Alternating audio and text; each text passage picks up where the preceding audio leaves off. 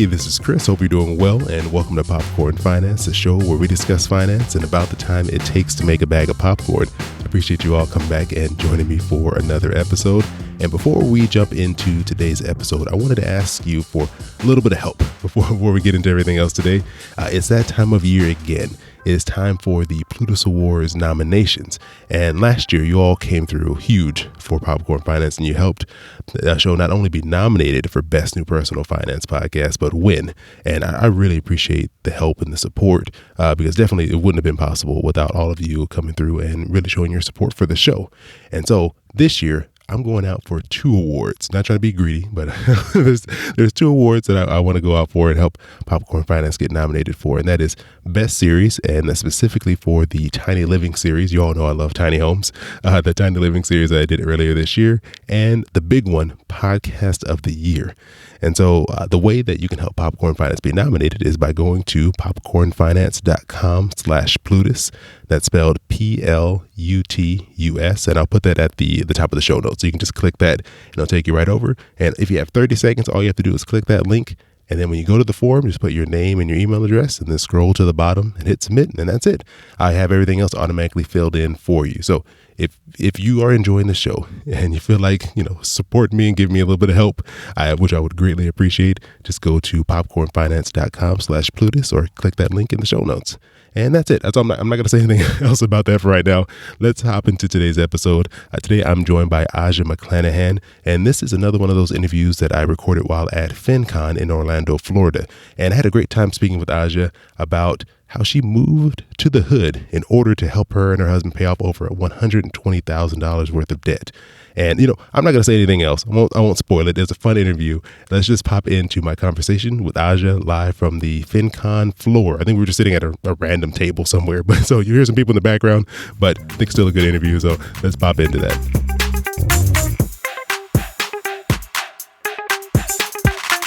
Thanks for having me, Chris. I'm excited. No, I'm excited to have you here. It's really cool. I followed you on Instagram. I've been seeing what you're doing, and I've heard your story shared on other shows before. So I thought you'd be a good fit for the podcast here because I think it's a great story. And thank you. It's a story of really being dedicated, of sacrifice, and doing something that other people I think just refuse to do because they want to be comfortable. They want to do what everyone else is doing. Well, we almost refuse to do it too. So. Well, why don't you just start by telling us? So, what is this thing that people think is crazy, but you did for your family? My family's claim to fame is that we moved to the hood to get out of debt. And basically what happened was that my husband and I had a bunch of student loan debt, car notes, credit card debt, and we began to be really serious about paying it off. And so we started making payments. And then during our journey to debt freedom, we had an offer to take up residence in a home of a relative in the city.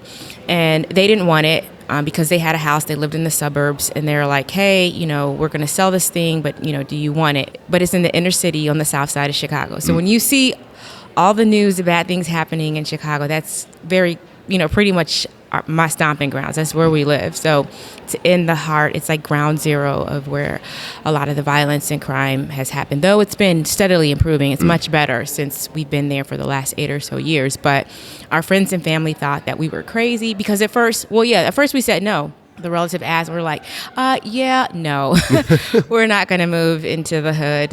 We had come from the suburbs. We lived in the suburbs while we were married. And so we first said no, but then my husband, a couple of weeks later after the proposition, he was like, didn't we say we one day wanted a house with no mortgage? And don't we want to get debt free? If we had no rent, think about how much progress we can make on our debt.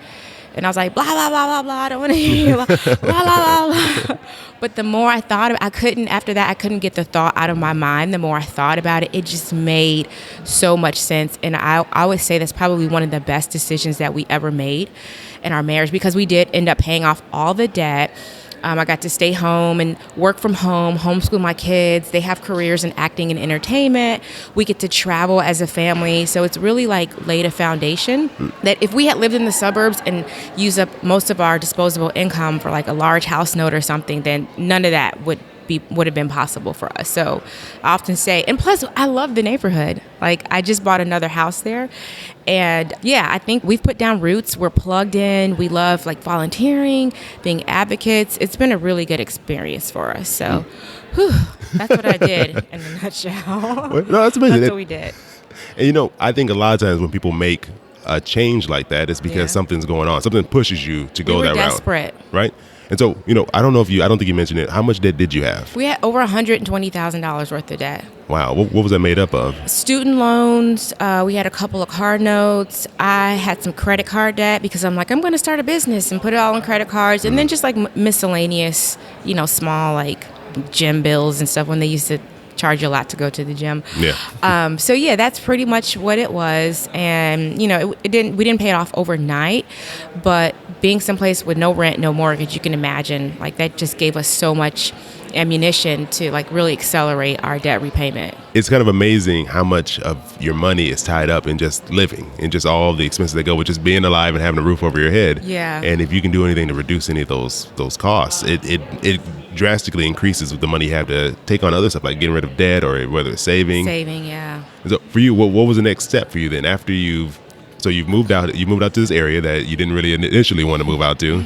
You were able to pay off $120,000 worth of debt. So after you've done that, what was your next move? What was the next thing on your list to tackle? I was actually kind of I don't know why I was a little clueless. Like I knew that I should do my 6-month emergency fund, but I didn't really think so much about going back and backtracking to catch up on our retirement. So we probably had a couple of years where we just had tons of money and we were like traveling and vacationing and spending, quite a bit of money on travel and stuff. But now I'm a little bit wiser and we use points and now we're like being really aggressive with going back and replenishing like our retirement savings. We have the bigger emergency fund. Now we're doing the retirement savings, and now we're investing in real estate. So just having cash available for that, because cash is king in real estate. So those are kind of like the next things that we're trying to do. I think we're in the segment or the part of our journey where the goal is to build wealth. Okay, I love that. And, I really like that you're honest. And you said after you reach that one goal, you're kind of like, well, I want to enjoy life now. We splurged because I didn't have a super good sense of like what was next. It was like, and also like we were so frugal at some times, like for example, when we moved in the inner city few years after we had moved in, someone vandalized our AC. It was during that really hot summer for the whole country. It was like a heat wave, like 2012 or something like that. And we were like, do we get the AC fixed or do we pay off debt? Because the AC was going to be like $3,000 or something like that. And we're like, do we pay off debt? And my husband's a mailman. He works outside all day. And he's an avid air conditioner fan. Like he'll call me like, hey, is the AC on? Like on his way home from work. Like he's so into that. And my baby, he was like, you know what? Let's just put the pedal to the metal. And we got a little window unit in our room at night. Kids piled up in the same room, and we just went forward paying on our debt. So I can't remember why I started this story, but the point is we were so like doing things like so frugal. We had a moratorium on paper towels, like no more paper towels while we were getting out of debt. And I think there is a such thing as frugal fatigue. Yeah. So when we paid it off, I'm telling you, within 2 weeks we were in Vegas. But it was a client trip. A client had totally covered the trip, but I was already in celebration mode. When I got there, I was like, I've been to Vegas. I've never been able to shop. Now I'm shopping. I'm going shopping. And so, yeah, like that frugal fatigue had probably taken over me for like a year or two. So we were doing some nice things, but now we're kind of like back on track, still doing nice things, but in moderation and, hoping to build wealth. I think that's great. And that's real. When you deprive yourself for so long, it's just gonna hit you. It's like binging after a diet. Yeah, that's what we did. I've done that so many times. You know how many times I've lost weight and then just gained it right back months later. So it's natural. But I think it's real. People can expect that if you're in a position where you're trying to pay off debt or you have some goals that you're kind of sacrificing for, it's natural to feel like you want to enjoy some stuff for a while. So I think it's great to say, hey, you can enjoy yourself for a little while. There's nothing wrong with that at all. We're taking some time to enjoy yourself. And then also have another goal in mind, have something else you're trying to strive towards. So that way it kind of helps you kind of snap back in. It doesn't let you just go off forever, indefinitely. So you guys had a goal after that. So it's like you let yourself enjoy yourself and then you had a goal to kind of get your retirement back to where you were or where you would have been if, you hadn't taken so much time off to take care of debt. So, no, I appreciate that. I love that story because I think it's real. I think a lot of people will face the same thing because so many people, I had debt. So many other people have debt, and that's a real story and a real situation people can use as an example. So absolutely, I really appreciate that. I appreciate you sharing, being open, and coming here and talking with everyone. So before we go, where can people find out more about your story, what you're doing, your new real estate empire you're building?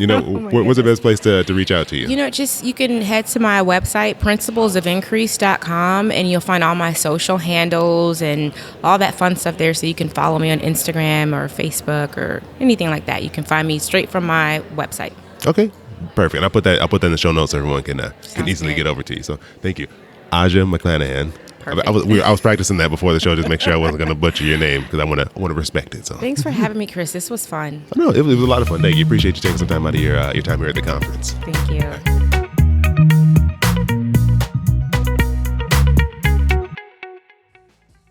Thanks again to Aja for joining me and taking some time out of her day.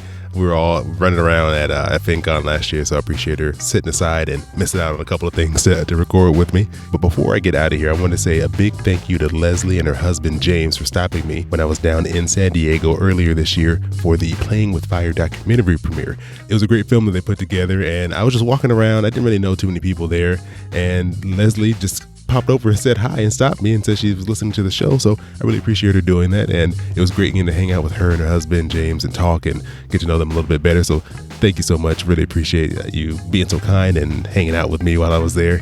And yeah, if any of you ever see me, which it's always a huge shock to me whenever I meet someone in person who's listening to the show, but if you ever see me, please just stop me and say hi. It'd be great to talk with any of you and get a chance to know some of the people who are listening to the show. So that's it. That's all I want to say. Just big thanks to Leslie and James. It was great meeting them. For me, that is it. I appreciate you all joining me here for another bag of popcorn. Hope you have an amazing rest of your day, and I'll talk to you soon.